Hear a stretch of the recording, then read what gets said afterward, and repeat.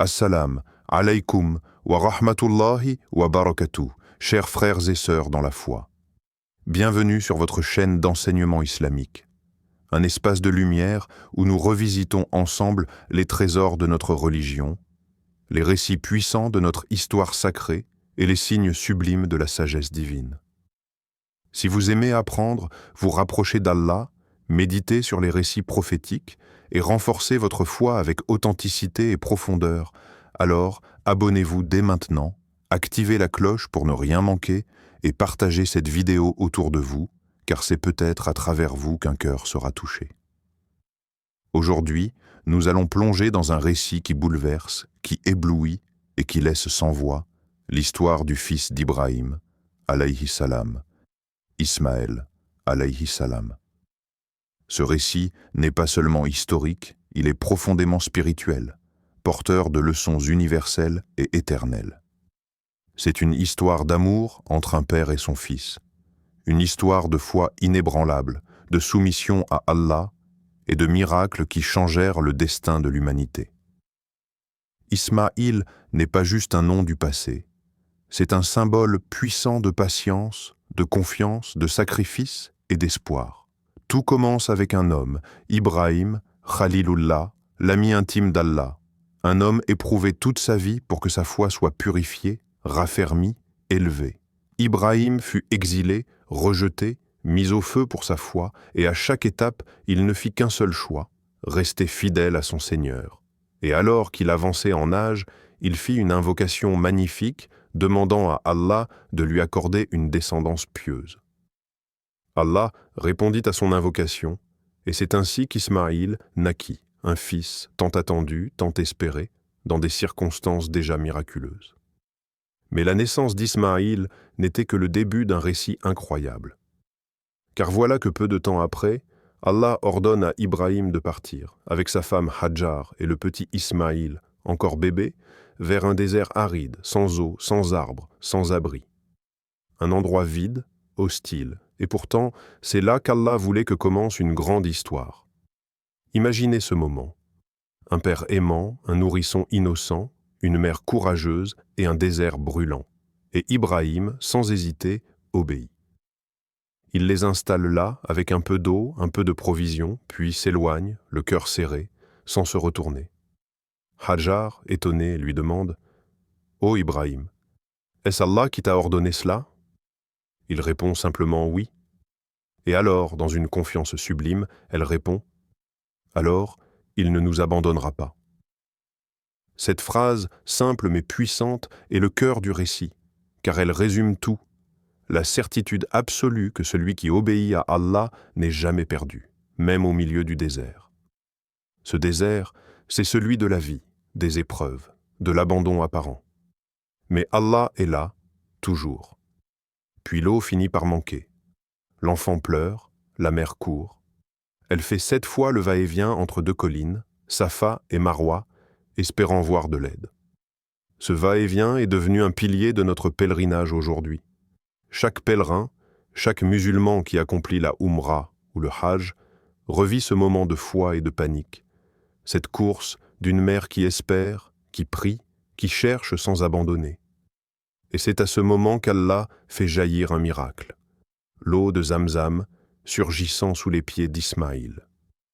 Une source bénie, éternelle, qui coule encore aujourd'hui, symbole de la miséricorde divine et de la réponse à l'endurance. Mais ce n'était pas la fin. Ismaïl grandit dans le désert, il devient un jeune garçon fort, obéissant, serviable. Un jour, alors qu'il atteint l'âge où il peut accompagner son père, Allah éprouve de nouveau Ibrahim. Dans un rêve, il lui ordonne de sacrifier son fils. Et Ibrahim sait que ce n'est pas un simple rêve, c'est un ordre divin. Et là commence une scène bouleversante, unique dans l'histoire humaine. Un père qui annonce à son fils qu'il a reçu l'ordre de le sacrifier pour Allah. Mais Ismaïl, dans une maturité incroyable, répond sans trembler « Ô mon père, fais ce qu'il t'est commandé. Tu me trouveras, s'il le veut, parmi les endurants ?» Ce moment est d'une beauté et d'une force indescriptibles. C'est une scène de soumission totale, d'amour divin, d'abandon de soi à la volonté d'Allah. Le père est prêt, le fils est prêt, le couteau est là. Mais Allah, dans sa sagesse, arrête le geste au dernier moment. Il remplace Ismaïl par un bélier venu du paradis. Et ce moment est commémoré chaque année par les musulmans du monde entier lors de l'Aïd al-Adha. Ce récit est bien plus qu'une histoire ancienne. Il est un rappel éternel que la foi véritable exige des sacrifices, qu'Allah éprouve ceux qu'il aime et qu'il ne les abandonne jamais. Ismaïl, fils d'Ibrahim, est un modèle de patience, de courage, de foi pure, et cette foi a porté du fruit, car de sa descendance viendra plus tard le prophète Muhammad, sallallahu alayhi wa sallam, sceau des prophètes, miséricorde pour l'univers. Ismaïl grandit dans la vallée de Baka, un désert rude où la survie même semblait impossible sans la volonté d'Allah. Mais c'est dans cet environnement difficile qu'il forgea son caractère, son endurance et son lien profond avec le tawhid. Loin des influences idolâtres, élevé par une mère croyante et courageuse, Ismaïl devint un jeune homme à la fois fort physiquement et spirituellement. Il n'était pas simplement le fils d'un prophète, il était lui-même un modèle de piété, de respect envers ses parents, de service à la communauté. Sa maturité se révéla très tôt. On le voit déjà dans son attitude face au projet de sacrifice, une soumission sans réserve, une acceptation du décret divin avec sérénité. Ce n'était pas un enfant égaré par les passions, mais un jeune homme qui connaissait la grandeur d'Allah et la sagesse de ses ordres. Cette soumission profonde devint une marque de sa personnalité tout au long de sa vie. Plus tard, Allah honora Ismaïl et son père Ibrahim en leur donnant une mission grandiose, la construction de la Kaaba, la première maison d'adoration dédiée à Allah sur terre. Ce fut un moment d'une importance capitale dans l'histoire de l'humanité. Père et fils, unis par la foi et l'amour de leur Seigneur, élevèrent les fondations d'un édifice qui deviendrait le cœur du monde musulman, la Qibla de toutes les générations de croyants. Le Coran relate ce moment majestueux lorsque tous deux invoquèrent Allah pendant l'édification. « Seigneur, accepte cela de notre part. Tu es l'audient, l'omniscient. » Leur prière ne s'arrêta pas à la seule construction. Ils demandèrent aussi qu'Allah fasse de leur descendance une communauté soumise à lui, et qu'il envoie parmi eux un messager qui leur enseignera les signes, purifiera leurs âmes et leur transmettra la sagesse. Cette invocation fut exaucée bien des siècles plus tard avec la venue de Muhammad, sallallahu alayhi wa sallam, descendant direct d'Ismaïl. Ce lien entre Ismaïl et le dernier prophète de l'humanité est fondamental. Il montre que le sacrifice, l'endurance et la soumission d'un seul homme peuvent impacter toute l'humanité. Ismaïl ne fut pas juste un second fils, il fut le socle d'une lignée prophétique, un pilier dans le plan divin. Il transmit à ses enfants les valeurs d'unicité, d'adoration exclusive d'Allah, de patience face aux épreuves et de service désintéressé. Il vécut parmi les tribus arabes du désert, apprit leur langue, leur culture, mais resta toujours attaché à la voie pure transmise par son père. Il devint un chef respecté, un homme de confiance, un exemple pour son peuple. Il enseigna la prière, la droiture, la justice, et il transmit à sa descendance les bases qui permettraient plus tard à la révélation finale de prendre racine en Arabie. Ce qui est frappant dans la vie d'Ismaïl, c'est la discrétion de sa grandeur. Il n'y a pas de guerre, pas de royaume, pas de miracle spectaculaire dans son récit. Mais il y a une lumière constante, un engagement silencieux mais profond, une soumission sincère à Allah dans chaque étape de sa vie. Il incarne l'idéal du serviteur fidèle, fort, sage, juste et pieux.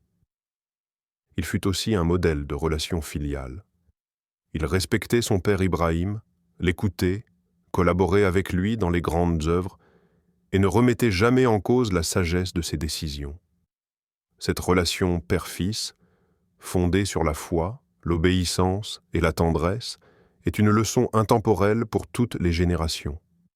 Aujourd'hui encore, chaque fois que nous tournons autour de la Kaaba, chaque fois que nous buvons de l'eau de Zamzam, chaque fois que nous marchons entre Safa et Marwa, nous revivons une partie de la vie d'Ismaïl. Son empreinte est partout dans nos rites.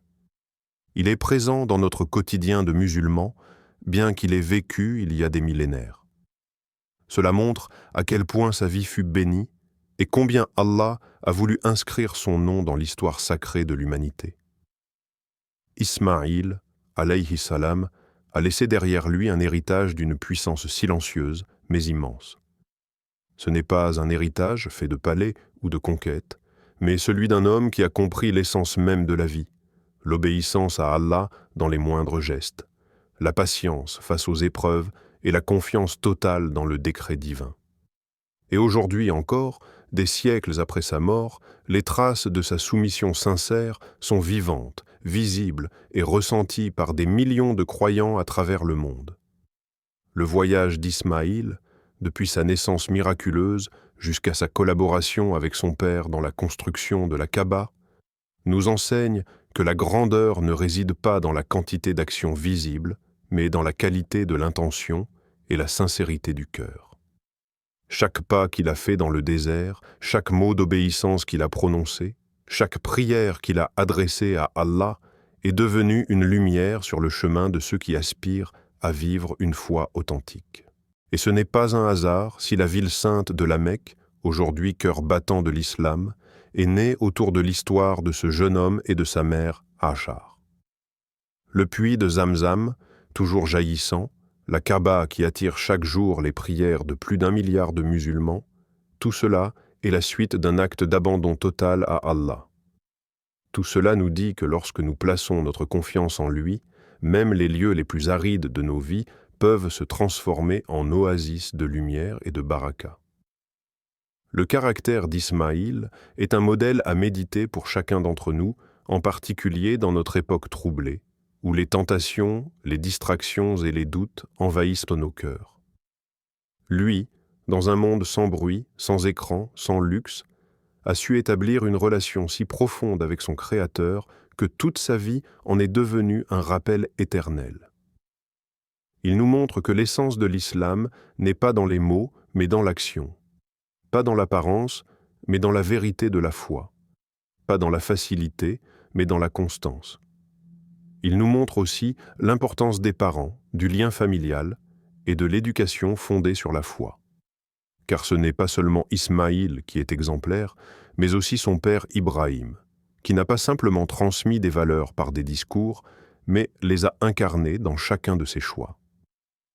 Ce duo père-fils est un rappel puissant que l'éducation religieuse ne passe pas par la contrainte, mais par l'exemple, l'amour et la confiance.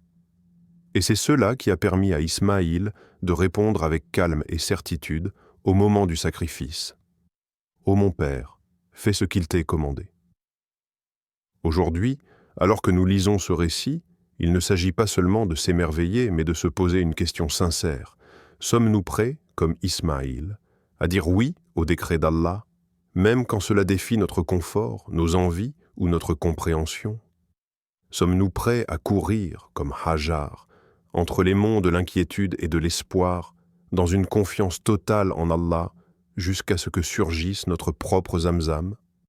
Sommes-nous prêts à bâtir, comme Ibrahim et Ismaïl, une Kaaba dans notre cœur, un lieu pur et tourné uniquement vers lui? Ce récit ne nous appartient pas simplement comme une histoire glorieuse du passé. Il est un miroir dans lequel chaque croyant peut se regarder et se renouveler. Chaque prière, chaque épreuve, chaque sacrifice que nous vivons aujourd'hui trouve une résonance dans l'histoire d'Ismaïl. Et plus nous nous connectons à ce récit, plus nous retrouvons notre place dans la chaîne de lumière qui relie les prophètes aux croyants sincères. Alors, mes frères et sœurs, prions ensemble avec le cœur et non avec les lèvres seulement. Invoquons Allah avec sincérité, comme l'ont fait Ibrahim et Ismaïl. Recherchons son agrément au-delà des apparences et bâtissons, à notre tour, une vie qui soit un rappel vivant de la foi pure et de la soumission totale à Allah. Ô Allah, toi qui as accepté le sacrifice d'Ibrahim et la soumission d'Ismaïl, purifie nos cœurs et accorde-nous cette même sincérité dans notre foi. Accorde-nous la patience dans les épreuves, la force dans les moments de faiblesse et la clarté dans les temps d'obscurité. Fais jaillir en nous une source de lumière, comme tu as fait jaillir Zamzam sous les pieds d'Ismaïl. Fais de nous des bâtisseurs de ta maison intérieure, des porteurs de vérité, des serviteurs soumis et aimants. Pardonne nos manquements et inscris-nous parmi les héritiers de la foi d'Ibrahim. Amin.